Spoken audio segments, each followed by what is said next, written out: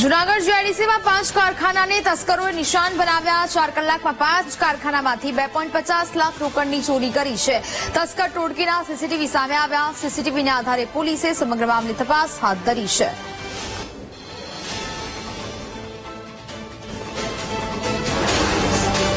સંવાદદાતા જય ફોનલાઈન પર જોડાયા છે।